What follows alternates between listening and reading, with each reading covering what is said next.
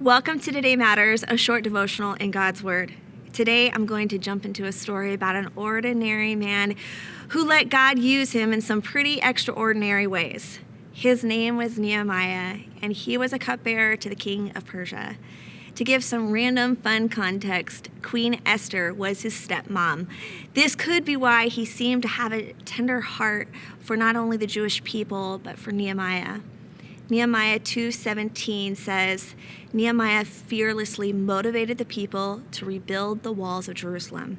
And Psalms 90:17 says, let the favor of the Lord our God be upon us and establish the work of our hands. Yes, the work of our hands. Nehemiah's story is a powerful one when it comes to both Nehemiah's tender heart and fearlessness to lead in difficult times. He was a leader that made things happen. Ideas are one thing in leadership, but organization and follow through and achieving the goal is a total different level of leader. Nehemiah had an incredible courage when it came to obedience to the Lord's prompting. Much of the theme in Nehemiah is the fearlessness of him and how he led through his brokenness. Nehemiah 2:12 mentions, he didn't tell anyone what the Lord had put on his heart to do until he was ready to act. He had patience and wisdom and how he responded to what God had put on his heart. He was calculated, but trusted God with the vision he was given. You see, Nehemiah's heart was broken when he found out that Jerusalem was still in ruins. Nehemiah saw a need. The walls needed to be rebuilt. His heart broke for that need, and he decided to do something about it. Pretty cool, if you ask me. He could have complained or told all of his friends how lame it was that nobody had built the walls already and that everyone else is lazy. But instead, he saw the need and he just went for it. Two very different mentalities when looking at a problem. He also knew that his position as a cupbearer could help him. He built strong relationships with being so close to the king.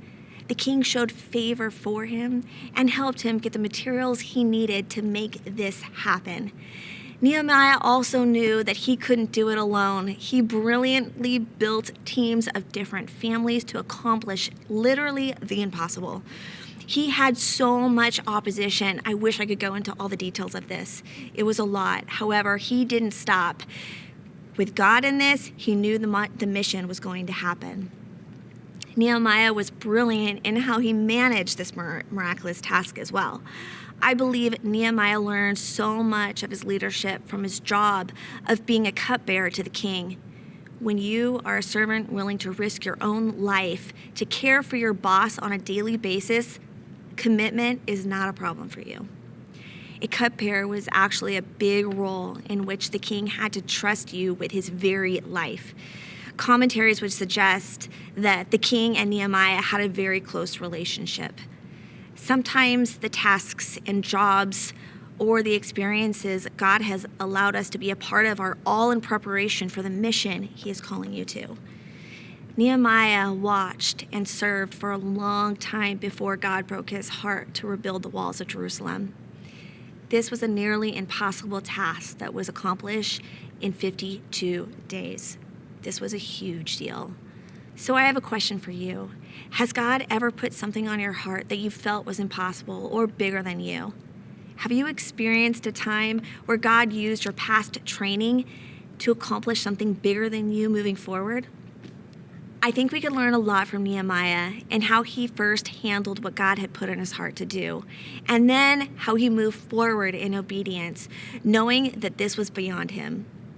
Nehemiah consistently let the reader know that it was because of the good hand of God that things happened. He never actually took the credit for what was going to happen. He just let God use him and trusted God with all the scary parts of the task. Nehemiah trusted God at his word. Do you trust God in what he is saying to you?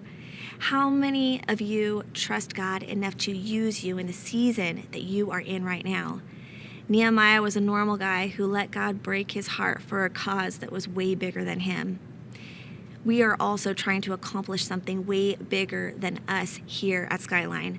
Our mission is to help people find and follow Jesus 7 days a week.